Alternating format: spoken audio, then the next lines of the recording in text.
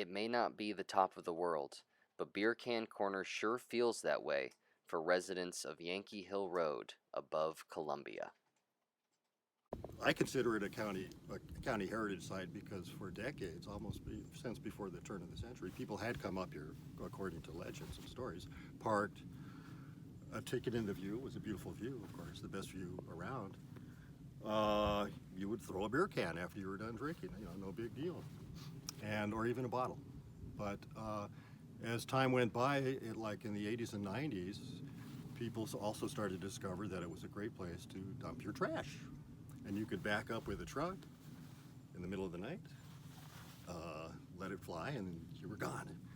Anyways, the trash would pile up, and at that time, a gentleman named Jim Grossman, who lived on Big Hill, took it upon himself once a year to come here with his equipment, and out of his own expense, he would, with help, haul all of the trash out and take it to the dump. And so it was controlled by the community. It was dealt with by the community. And so in recent years, the trash continued to get worse and worse. Jim Grossman retired, and nobody else took up the task of cleaning it up. The resolution to the situation would be to have the people that really love this place, county residents, there's a lot of them, to adopt it. Adopt Beer Can Corner would be the concept. They do it along the city highways. People adopt the highway, they pick up the trash once a month, 3 times a year, 4 times a year, whatever it is. I think that there would be enough people, hopefully, to want to do that. It's a matter of organization, collectivizing energy, and doing it and get rid of this eyesore here.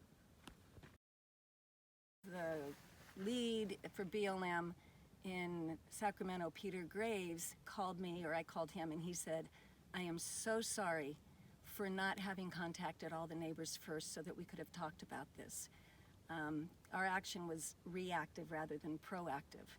And so at this point, this is the worst garbage of all the garbage, this fence.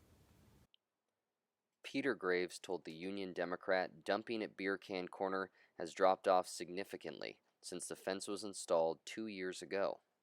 It may come down one day, but until then, unless you duck through the chain links, which were unlocked by a shotgun blast, you will have a fence between you and the horizon at Beer Can Corner.